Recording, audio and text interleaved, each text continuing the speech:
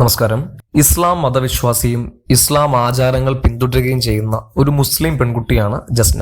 ഗുരുവായൂർ കണ്ണന്റെ ഭക്തയാണ് താൻ എന്ന അവകാശവാദത്തിൽ ഗുരുവായൂരപ്പന്റെ ചിത്രങ്ങൾ വരച്ചു തുടങ്ങിയതിലൂടെയാണ് ജസ്നയെ മലയാളികൾ അറിഞ്ഞു തുടങ്ങിയത്.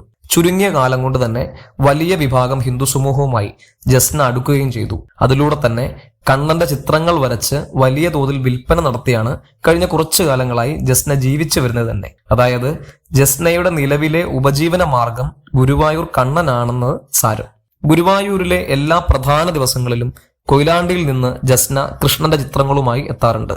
ഒരുപാട് ഹിന്ദു വീട്ടമ്മമാർ ജസ്നയുടെ ചിത്രങ്ങൾ വില കൊടുത്ത് വാങ്ങാറുമുണ്ട്. ഗുരുവായൂർ ദേവസ്വം ജീവനക്കാർ, ഹിന്ദു സംഘടനാ നേതാക്കൾ, ഗുരുവായൂർ ക്ഷേത്ര തന്ത്രി ചേന്നാസ് തുടങ്ങി ഗോകുലം ഗോപാലനും കേന്ദ്രമന്ത്രി സുരേഷ് ഗോപി വരെയും ജസ്നയുമായി ബന്ധങ്ങളുണ്ടായി. രാമസിംഹനായി മാറിയ നമ്മുടെ പഴയ അലി അക്ബറെ കഴിഞ്ഞ കാലം വരെ തോളിലേറ്റി നടന്നിരുന്ന കേരളത്തിലെ ചില ഹിന്ദു സംഘടനകൾ ജസ്നയെയും അവരുടെ പ്രധാന പരിപാടികളിൽ അതിഥിയായി പങ്കെടുപ്പിക്കുകയും ചെയ്തു. അങ്ങനെ ഈ കഴിഞ്ഞ ഇടയ്ക്കാണ് പ്രധാനമന്ത്രി നരേന്ദ്രമോദിക്ക് വരെ തന്റെ കൃഷ്ണചിത്രം നൽകി ജസ്ന ഒരു ഫെയിം സൃഷ്ടിച്ചത്.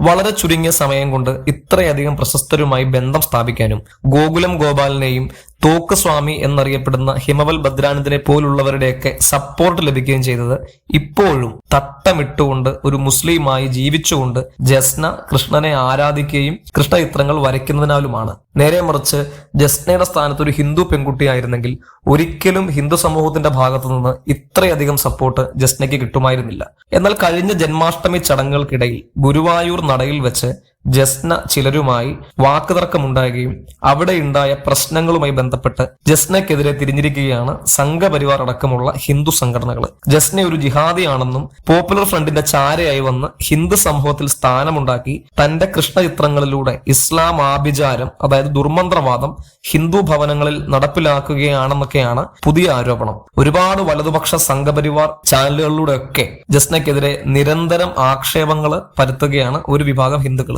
ജസ്നയെ ഗുരുവായൂരിൽ വിലക്കണമെന്നും ജസ്നയുടെ കൃഷ്ണചിത്രങ്ങൾ ഇനി മേലിൽ ഒരു ഹിന്ദുവും വാങ്ങരുതെന്നൊക്കെയാണ് പരസ്യമായിട്ടുള്ള ശാസന. ഈ വിഷയത്തിൽ നിങ്ങൾക്ക് എന്താണ് തോന്നുന്നത്? ജസ്ന ശരിക്കും ഒരു ജിഹാദി തന്നെയാണോ?